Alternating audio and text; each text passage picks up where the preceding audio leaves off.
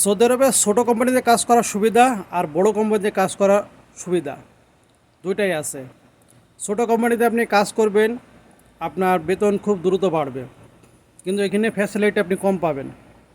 কারণ আপনি 2 বছর 3 বছর পরে যাবেন, কোনো কোম্পানি আপনাকে বোনাস দিবে কি দিবে এটা কোনো গ্যারান্টি নেই। কিছু কোম্পানি বোনাস আপনাকে দিবে, কিছু কোম্পানি আপনাকে বোনাস দিবে না। আপনি ধরেন 2 বছর পর যাচ্ছেন, প্রতি বছরের 1 বছর হিসাবে আপনার স্যালারি টাকা দিবে, কি হয়তো বা আপনি ছুটি যাওয়ার সময় আপনাকে 1.5 মাসের কি 2 মাসের টাকার স্যালারি টাকা দিবে। এটা কোনো ছোটো কোম্পানি দেয়, আবার অনেক সময় দেয় না। কিন্তু বড় কোম্পানির সুবিধা কি, আপনি যতবার যাবেন প্রত্যেকবার আপনাকে সে টাকা দিয়ে বাধ্য, কারণ এটা কোম্পানির রুলস আছে।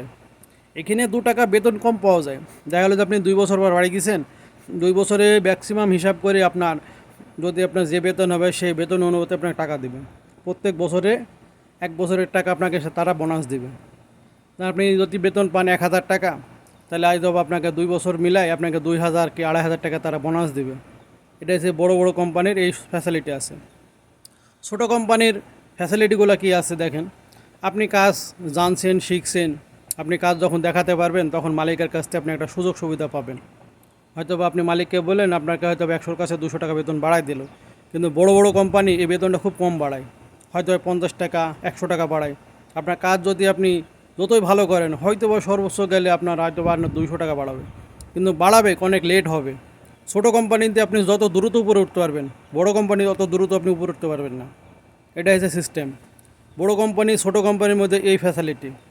বড় কোম্পানির আকামার অনেককেই লোকে যখন দেখা যায় কাজের সংকট হয়ে যায় তখন বাড়িতে পাঠায় দেয়। কিন্তু ছোটো ছোটো কোম্পানি সহজে লোককে বাড়িতে পাঠায় না, কারণ ওরা জানে যে আমার ছোটো কোম্পানি, আমার লোক লাগবে, আমার লোকই আছে 10টা, আমি একটা পাঠালে সমস্যা হতে পারে। কিন্তু বড় কোম্পানি যখন 1,000 2,000 5,000 লোক থাকে, ওইখান থেকে 500 লোক পাঠায় দিলে সমস্যা হয় না, কারণ তার ব্যবসা তখন ডাউন হয়ে গেছে।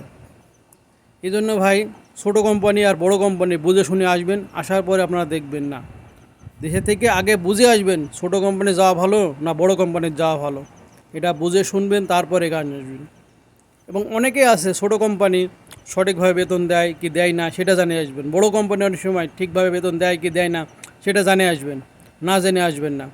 কারণ আপনারা আসার জন্য পাগল হয়ে যান, কিন্তু কোনো কিছু খোঁজ খবর নেন না, ভালো মন্দ খোঁজ খবরটা নিয়ে গান আপনারা আসবেন।